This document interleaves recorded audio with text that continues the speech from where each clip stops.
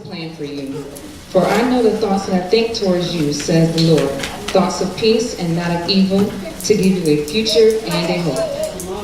I thought I would automatically get a job in my field upon graduating college. Like a lot of people in my shoes, I was wrong. The months seems to fly by and still no job. I was heartbroken. I spent hours applying for jobs and did not even receive a rejection response. I heard nothing. I was supposed to be in the prime of my life, yet I was living in my parents' house with no job. I thought it was so unfair. And I'm just going to pause right there. During this time, it was about maybe a 1 or 2 year process, and I had to really come to grips with who I was. I had to really come to grips with who God was and how He was teaching me. So I'm just going to share with you guys just 2 things that I learned during the process, okay? So the first thing that I had to recognize was who I was. And what I had to learn was that I'm nobody. That's what I had to learn. See, growing up, I thought that everything was supposed to be given to me. I thought that if I did A plus B, it will always equal C. But that's not necessarily the case. And so just during that time, I'm just at home in my pajamas crying, not leaving the house, and just thinking like, why me? What is going on here? It's not fair. But I just want to rewind to a few months before I actually graduated.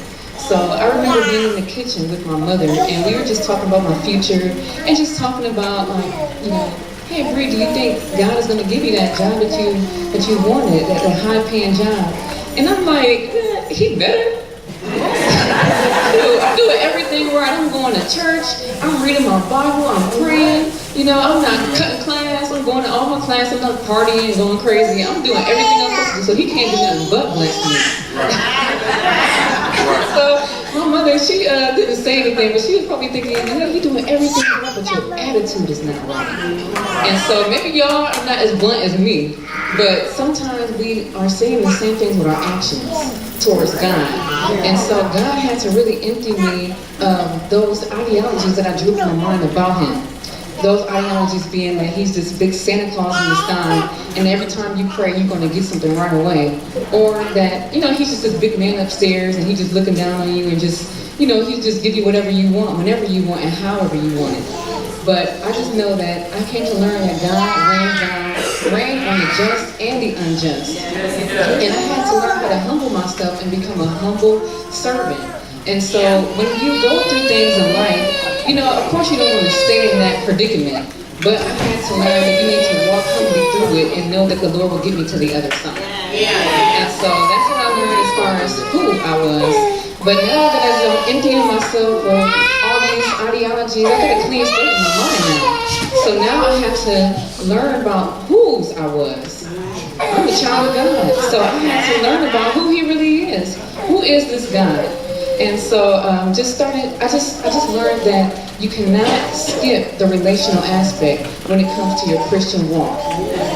If you want a victorious life in Christ, you cannot cut corners. There's no microwave, pop it in the microwave and you just this great Christian. You got to put the work in because God cares about those things. Going all the way back to the Garden of Eden, Adam and Eve, they walked with the Lord at the same time every day, the whole day.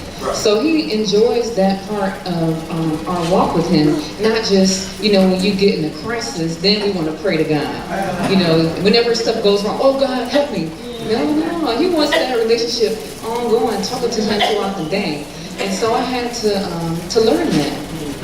And so I just wanted, my pastor, well actually, Jesus, if I'm saying that all these things are unfair, then I'm making God, an unjust God. We know that's not the case. We know that's not to be true. And my Pastor Kevin James, a New Community, he actually preached on, to being a victorious Christian a few weeks ago. And I just wanted to share what he shared. It was actually the Beverly Hillbillies. Now I know if y'all are older than me, y'all probably grew up watching the show. But if you're like my age or younger, then you probably kind of heard bits and pieces, kind of know what the Beverly Hillbillies story is about. But I don't know it by heart. I don't know the things on my heart, so I'm just going to read it. Y'all can sing along or whatever y'all can want. Come and listen to my story about a man named Jed. A poor mountaineer barely kept his family fed. And then one day, he was shooting some food. And up through the mountain come bubbling crude. Oil, that is. Black gold, Texas tea. Well, the first thing you know, old Jed's a millionaire. The kinfolk said, Jed, move away from here. Said California is the place you want to be. So they loaded on the truck and moved to Beverly Hills, that is. To the cool movie stars, the Beverly Hills. But, that's funny. It's a funny little analogy that he did. But he posed a question at the end and he said, did the Beverly Hillbillies become millionaires when they found the oil? Or did they become millionaires when they first moved on the land? They were millionaires that whole time, but they didn't even know what was underneath them. They didn't know what was underneath them. They could have been walking in all the promises of God, but they didn't know. They didn't know all those promises because they didn't take the time. I'm just speaking about us. We didn't take the time to read and know those promises. Come on now. But you know what? It's not just one thing to know the promises and recite those scriptures. You got to know the person who made the promise. Yeah. God is just so amazing. He said that every promise of God is yes and amen through Christ Jesus. Every promise. But I just want to throw a disclaimer out there. Even though every promise is yes, it's according to how he wants to carry out that yes. Say that, amen. So if you're praying a prayer, you're praying and years go by, you may look up and it may be 7 years before, your prayer is manifested in the earthly realm. You may be praying that a loved one will be healed of a sickness and they may have passed away. You're like, oh my God, why didn't you answer my prayer? But you know what? They are up there in heaven living their best life. They walk in streets of gold. So they will have no more sickness, no more tears, none of that. They got everything they need because the Lord answered it how he wanted to answer it, not how we thought that it should be. And so I just wanted to just encourage you guys to keep moving forward in the Lord and know that all of his promises are at your disposal, but take the time to put the work in to know what those promises are. And I just wanted to end on what, on my little story here about when I didn't have a job. And so I'm just going to finish that out. Little did I know that my mother ended up falling into a deep depression around the same time. She lost her job, and at one point she was even hospitalized for a few days.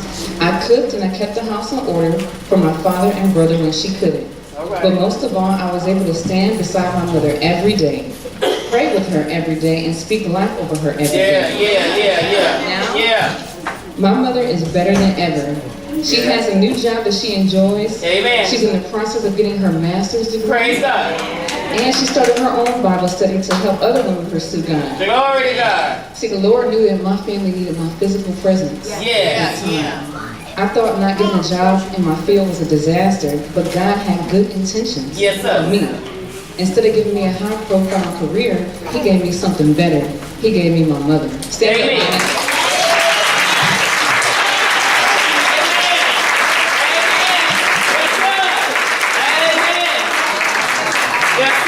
I'll take that promise any day. I'll take that promise any day over my high-paying job. So y'all be encouraged in the Lord. Y'all be encouraged to just move forward in him.